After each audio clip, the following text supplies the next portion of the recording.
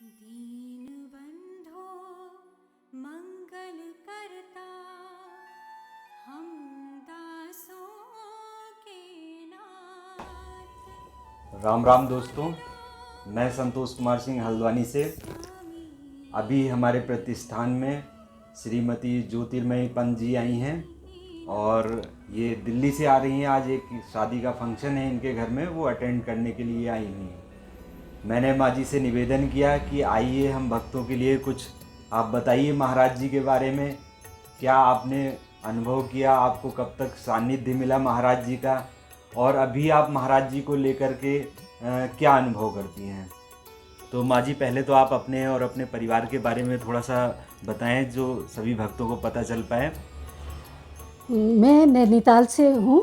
नैनीताल में ही मेरा जन्म हुआ और महाराज जी का जो मुझे सानिध्य मिला वो बचपन से ही मिला, क्योंकि हमारी माता जी, परिवार के सभी लोग, ताऊ जी, ताई जी, माता जी, पिताजी, सभी लोग उनके परम भक्त थे। और हम तो तब बहुत छोटे थे, वो जब नैनीताल में आया करते थे, उससे पहले भी उनके बारे में बहुत सुना था। मतलब ये कुछ वर्ष आपको याद होगा कि ये कब की घटना होगी? ये करीब 1950, जो मुझे याद है 1953-54 से तो पक्का याद है। उससे पहले भी वो लोग जाते होंगे और उससे पहले क्योंकि 45 के बाद तो हनुमानगढ़ी की तरफ महाराज जी का आना शुरू हो गया था। तो वो नैनीताल में जब भी आते तो हमारी माता जी उनकी दर्शनों के लिए चली जाती थी। तो हम स्कूल से आते थे तो हमको बचपन में बहुत ख़राब लगता था कि इनको तो बच्चों की परवाह नहीं है, स्कूल से आते हैं तो कोई पूछता नहीं है कि नाश्ते के लिए कुछ जो भी अपने आप ढूंढ के, और वो महाराज जी के पास माता जी तो हम आते उनके झगड़ते भी थे कि तुम रोज़ रोज़ चली जाती हो, ये क्या है, हम स्कूल से आते हैं ऐसे ऐसे। क्योंकि हमें तब इतना मतलब उनकी भक्ति भाव या उनकी कितनी आस्था है वो तो हमको पता ही नहीं था ना। हम सोचते थे रोज ही चले रहते हैं और बचपन में वो नहीं। तो उस दौरान भक्ति माई, सिद्धि माई और हमारी माता जी, हमारी ताई जी, ये लोग, मतलब नैनीताल की और भी बहुत सारी महिलाएं पूरे ग्रुप में, जहाँ महाराज जी आए, कहीं भूमियाधार, कभी भवाली, कभी हनुमानगढ़, भ्रमण होता है। हाँ, वो आते रहते थे और वो लोग जब भी उनको खबर मिलती थी वो लोग चले जाते थे। तो फिर धीरे धीरे हम लोगों ने भी जाना शुरू किया। बचपन में मुझे बहुत अच्छी तरह से, मतलब वो साल तो याद नहीं है, लेकिन इतना याद है कि कन्हैया लाल माणिक लाल मुंशी जी तब चीफ मिनिस्टर हुआ करते थे। तो वो हनुमानगढ़ में तब बन ही रहा था, खुदाई उदाई चल रही थी और एक छोटा सा हनुमान जी का मंदिर था। तो वहाँ महाराज जी आते थे और भक्ति माई लोग तो वहाँ कर सेवाई करती रहती हैं, सफाई सुफाई, और हमारी माता जी और सिद्धि माई और जगाती माई और बहुत सारी। अपनी माता जी का नाम बताइए। मेरा जीवंती था उनका नाम, लेकिन महाराज जी उनको शांता माई कहते थे। मेरी दीदी का नाम शांता था, वो परम भक्त थी शांता दीदी, तो उनको बाकी को तो नाम से कहते थे, उनको शांता माई और शांता का नाम उन्होंने समर्पिता रख दिया था। तो वो लोग आते थे, हम लोग भी जाते थे वहाँ। तो हम लोग महाराज जी जब तो मतलब सिर्फ इस लालच से जाते थे, वो ऐसे फल फूल कुछ भी फेंक देते थे। तो मिल गया तो हमको सोचा अरे हमको मिल गया, सेब मिल गया, पूरा अमरूद मिल गया, सब खुश हो जाते थे। हाँ, और उसके बाद जो प्रसाद वरसाद मिलता था उसके लालच में गए, खाए और खेलते कूदते रहते थे। बाकी लोग भक्ति भावना में पूजा पाठी करें, भजन गाएं, कोई समाधिस्थ हो जाता था, कोई ऐसे, उससे हमारा कोई मतलब नहीं था। तो इस तरह बच्चों का यही होता है कि हम जा रहे हैं तो हमें कुछ खाने को मिले, फल मिले, मिठाई मिले। तो हनुमानगढ़ की फिर ऐसे उसकी स्थापना हो गई। तब तो जब भी वो आते थे वो भी, और फिर हनुमान जी में कुछ ऐसी आस्था हो गई, मतलब घर वालों की, उससे कि कुछ भी करेंगे तो हनुमान जी करेंगे, कुछ भी डर लगा तो हनुमान चालीसा पढ़ो, इम्तहान के परीक्षा करनी है तो हनुमान चालीसा पढ़ो, तो बस हनुमान जी हनुमान जी। तो हनुमानगढ़ हम अक्सर आपकी सदैव ये बोलती थी कि कोई भी समस्या आए तो हनुमान जी, हाँ, उन्हीं की बात पूजा करो। तो महाराज जी ने भी यही मंत्र दिया है। तो और फिर हमारी जब रात को जो भी खाना बनता था, वो जो भी घर में बना, वो पहले उसमें तुलसी दल रख के महाराज जी को खिलाया जाता था, फिर हमको बांटा जाता था, फिर बाकी लोगों को खाना मिलता था। जी देखिए भक्तों, देखिए हमें भी ये इससे सीख लेनी चाहिए कि हमारे घर में क्या बन रहा है ये महत्व नहीं रखता, बनाने वाले का क्या भाव है ये महत्व रखता है, और हम किस भाव से महाराज जी को अर्पित कर रहे हैं ये बहुत महत्वपूर्ण है। जो भी कुछ बनता है रूखा सूखा अच्छा जो भी बने, आप पूरे भावपूर्वक महाराज जी को भोग लगाएं और उसके बाद प्रसाद स्वरूप उसको ग्रहण करें। जी जी, आगे तो बताएं। वो इस तरह का हमारे घर में रहता था। और ऐसे ही जब फिर कैंची में शुरू हो गया काम, तो कैंची भी जब ईजा लोग चले जाते थे, वहाँ से भंडारा होता था तो प्रसाद आता था, पूरी आलू की सब्जी, वो जितना भी मिलता था फिर घर में सबको बांटा जाता था। तो वो ऐसा प्रसाद था कि अभी तक, मतलब अब हमारी इतनी उम्र हो गई है कि हज़ारों बार हमने सब्जी खा ली होगी, लेकिन वो छिलके वाले आलू की सब्जी बनती थी, वो स्वाद अभी तक नहीं आता है। नहीं, प्रसाद तो फिर हाँ, जब भगवान का हाँ, भोग लग गया तो उसको तो वो अमृत समान हो हाँ, गया। तो वो हमको इस ताक में हम रहते थे कि आएगी तो हमको प्रसाद मिलेगा। फिर हमारा इतना लड़ाई झगड़ा मतलब घर में बंद हो गया कि अब रोज़ ही चली जाती हैं, तो फिर हम भी थोड़ा बड़े हो गए, तो इस तरह से चलता रहा। फिर लेकिन मन में ये था कि ये ईजा लोग तो कहते थे कि भगवान है, जो करते हैं वो ही करते हैं, हर चीज़ में महाराज जी महाराज जी महाराज जी। हमको लगता था कि नहीं, ये भगवान थोड़ी हैं। तो ऐसे तो एक बार फिर उसके बाद मैं शायद हमको शायद तब हमें इतनी समझ नहीं हुई, हमने किताबों में पढ़ा है कि भगवान होते हैं, लेकिन कभी उनको देखा नहीं। अब वास्तव में यदि भगवान हमारे सामने आ जाए, चाहे वो आप ही के रूप में आए चाहे किसी के रूप में आए, तो हम थोड़ी मानेंगे इतनी जल्दी। तो इसी तरह से वहाँ जाते थे। कभी ईजा कहती थी कि जैसे चलो तुम भी चलो, आज छुट्टी है तो चलो महाराज जी के दर्शन कर लो, चलो। तो हमको कभी मन नहीं होता था। एक बार की तो मुझे अच्छी तरह याद है कि बिल्कुल मन नहीं था जाने को, क्यों हम घर में अपना पढ़ाई लिखाई का काम करेंगे, नहीं जाना है। तो जैसा करते हो फिर ऐसा करके ईजा ने भी जैसा करते हो चलते तो अच्छा ही था।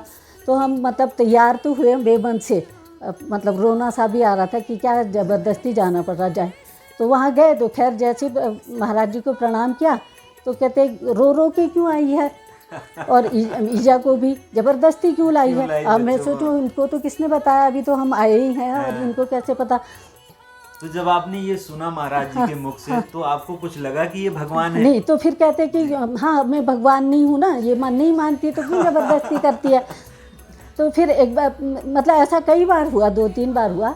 तो ईजा को, मुझे अब लगता है कि ईजा को चिंता होती थी कि मतलब ये तो लड़की मानती नहीं है, मतलब लड़की की ज़िंदगी क्या होगा क्या नहीं होगा। कि एक दिन ज़बरदस्ती महाराज जी से कहा कि बिल्कुल ऐसा करती है तो कुछ तो करो। तो महाराज जी अपनी वो जो उनकी कुटी है अंदर, वहाँ तब तो ऐसा कमरा उमरा नहीं बना था, उसी मतलब दरवाज़ा था और कमरा, तो उसके अंदर ले गए और ईजा और मैं दोनों गए। जो महाराज जी जिसे अपना ऑफिस कहते थे? नहीं, वो झोपड़ी, वो जो गुफा जैसी है। अच्छा, जो उसी के बगल में हाँ, विग्रह के ठीक सामने वाला हाँ, जो कमरा बिल्कुल है। गुफा के अंदर बैठ गए और मुझे भी ले गए। फिर ईजा तो ध्यान मग्न हो गई, मतलब समाधि था, वो ध्यान हो जाता था, फिर हिलती भी नहीं थी।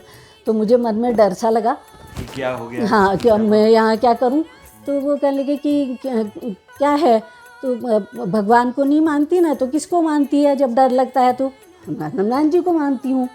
हनुमान जी को तो अब हनुमान चालीसा सुना, हनुमान चालीसा सुना दिया। और शिव जी की पूजा करते थे बचपन में, शिव जी को मानते, हनुमान जी को मानते। तो कहते ठीक है। फिर उसके बाद थोड़ी देर बाद कहा, ईजा को कहा, अरे क्यों चिंता करती है इसकी, ये तो सबसे ज़्यादा भक्त है कहते हैं ये सबसे ज़्यादा भक्त है, इसकी चिंता मत कर। मैं कह रहा हूँ ना, इसकी चिंता मत कर।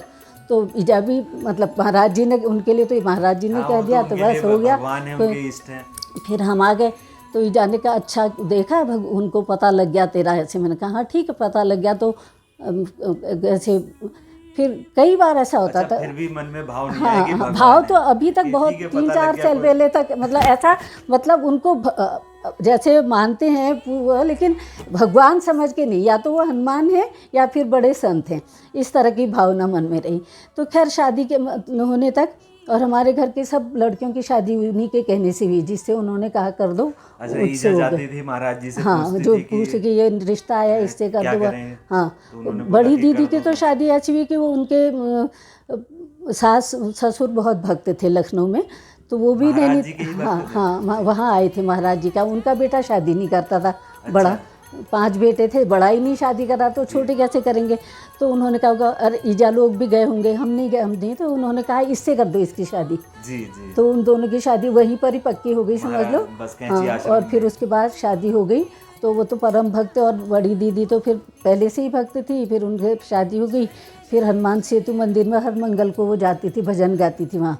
अच्छा। उनका क्या नाम हुआ? उनका शांता पांडे। अच्छा। और वो तो मतलब फिर इतनी उनका जैसे बाकी उस जमाने में जो भी ये अमेरिकन सारे लोग आते मैं थे। आपको रोकूंगा थोड़ा सा।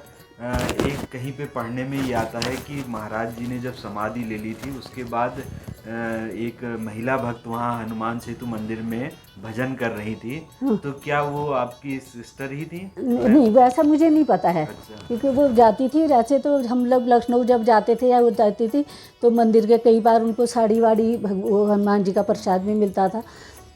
तो ऐसे उनके हस्बैंड भी बहुत परम भक्त थे और पूरा परिवार वो उसमें मतलब ये जो हमारी जीजा जी की किताब है और राजीदा की किताब है उनमें बहुत उनके किस्से लिखे हुए हैं। शांता दीदी एक बार उन्होंने कहा कि आप सबके घर जाते हैं, शादी से पहले की बात है उनकी, तो हमारे घर नहीं आते। तो उन्होंने कहा अच्छा मैं आऊँगा और 5-6 लोग और रहेंगे, खाना बना के रखना। तो उन दिनों हमारे पिताजी की मतलब पहले 3 दुकानें थी, अच्छा वो था, लेकिन फिर स्वतंत्रता के बाद उनका बिजनेस मतलब वो ख़त्म हो गया तो वो नौकरी कर रहे थे। घर की हालत इतनी अच्छी तब नहीं थी, तो उन्होंने कहा होगा अरे इतने लोगों को बुला लिया और महाराज कोई ऐसा साधारण आदमी थोड़ी है कुछ भी खिला दोगे, ऐसे बुला दिया इतने लोगों को क्या होगा। ये किसने बोला? पिताजी ने। पिताजी। तो ऐसे ही तुम कर देती हो। तो खैर खाना वाना बना, महाराज जी आए नहीं। तो ये तो फिर शांता दीदी ने हमको खुद बताया, ईजा ने कभी बताया, उनको याद नहीं है उस ज़माने की। तो उन्होंने कहा कि तो शांता दीदी बहुत रोई, वो आए नहीं, और पिताजी ने भी कह दिया था ऐसे कि अच्छा वो नहीं आए। तो फिर उन्होंने हाँ, तो शांता दीदी ने कहा मैं खाना नहीं खाऊंगी जब तक महाराज जी खाना नहीं खाएंगे। फिर दूसरे तीसरे दिन वो गई, वहाँ हनुमानगढ़ में आए हुए थे, वहाँ गई तो उन्होंने कहा कि आप आए नहीं, आपने कहा था आऊँगा और ऐसे ऐसे हुआ, खाना रखा रहा। उन्होंने करे मैं आया तो था, तूने मुझे खिलाया था खाना। उन्होंने कहा मैंने वो तो सपना देखा था मैंने आज। कहते तो ये जो इस समय बात कर रहे हैं ये सपना नहीं है। तो ऐसे तो वो तो वैसे ही अच्छा उन्होंने सपना देखा है कि महाराज जी आए और मैं खाने उनको हाँ भोग लगा और फिर मैंने तो भोग में आया भी था, खाया भी था। तो उसने कहा वो तो अब आज मैंने सपना देखा ना, उस दिन तो आप नहीं आए। ऐसे ही आज की बात को हम यहीं पे विराम देते हैं और इसके आगे की बात हम आपसे कल के एपिसोड में सुनेंगे। ठीक है। जय महाराज जी की, जय श्री राम। सभी भक्तों को प्रणाम। जय जी।